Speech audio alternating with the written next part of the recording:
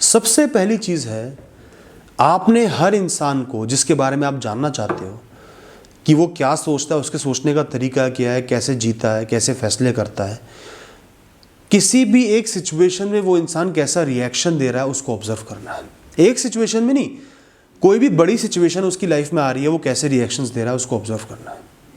खासकर जो tricky situations होती है ना, जैसे जब वो इंसान किसी दोराहे पे खड़ा है, एक फैसला लेगा तो दूसरे का नुकसान होगा, दूसरा लेगा तो पहले का नुकसान होगा। वो कैसे फैसला ले रहा है, कैसे सोच रहा है, कैसे निर्णय पे पहुंच रहा है, उसको ऑब्जर्व करो। जब उसकी लाइफ में कोई बहुत बुरी सिचुएशन आती है, बहुत बड़ा स्ट्रेस, बहुत बड़ा फेलियर, कोई बहुत बड़ा लॉस, किसी की मृत्यु हो गई, कोई फेलियर आ गया है, उस समय वो कैसे डील करता है, वो क्या स्टेप लेता है, कैसे आगे बढ़ता है, उस सिचुएशन को ऑब्जर्व करो।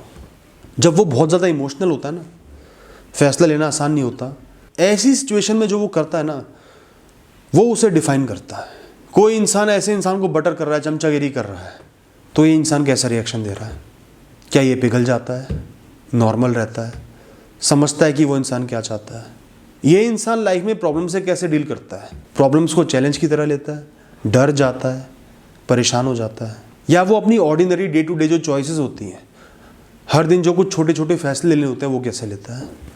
प्लेजर ओरिएंटेड जीवन जी रहा है या अपने ऊपर कंट्रोल रखता है?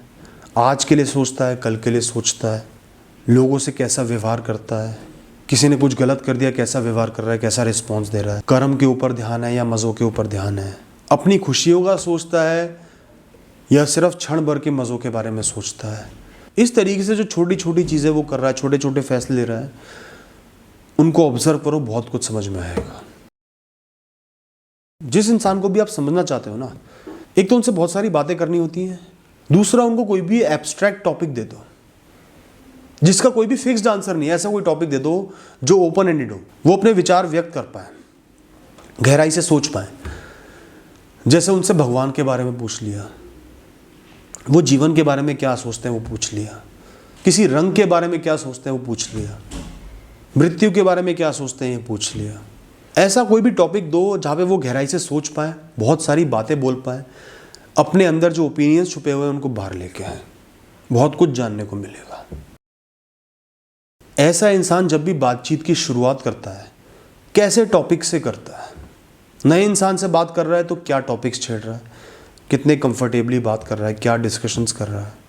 आपसे जब भी मिलता है तो क्या बात से शुरुआत करता है, किस टाइप की बातें करता है? पर्सनल बातें करता है, आपके काम की बातें करता है, आपका जीवन कैसा चल रहा है वो बात करता है, उसका क्या पर्सपेक्टिव है? वो भविष्य के बारे में जानना चाहता है, पास्ट के बारे में जानना चाहता है, आप क्या कर रहे हो उसके बारे में जानना चाहता है, या आपके बारे में जानना ही नहीं चाहता, जनरल बात कर रहा है, या कोई पॉलिटिकल व्यूज़ आपसे शेयर कर रहा है, ओपिनियन शेयर कर रहा है? किस तरीके की वो बातें कर रहा है जब भी वो किसी इंसान से मिलता है या आपसे मिलता है? इन बातों को ऑब्जर्व करो। और दोस्तों, बहुत ज़रूरी पॉइंट है, हर इंसान एक ओपिनियन लेके चलता है हर चीज़ के बारे में।